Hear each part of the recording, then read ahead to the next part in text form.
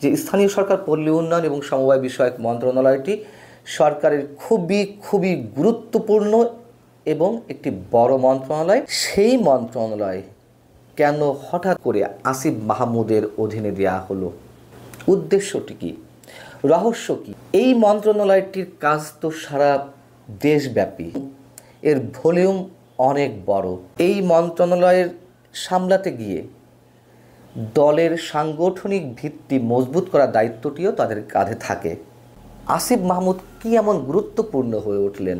উদ্দেশ্য যেটি, সে নিঃসন্দেহে একটি কিংস পার্টি গঠিত হবে, যে কারণে সারা দেশে সফর, একটি সাংগঠনিক রূপ দিতে সমন্বয়কদের বিভিন্ন প্রকল্পে যেমন জড়ানো হবে, এইসবের মধ্য দিয়ে সারা দেশ চষে বেড়ানো যাবে এবং সেটির আড়ালে তাদের সংগঠন যেটি সামনে করার কথা আত্মপ্রকাশ করবে।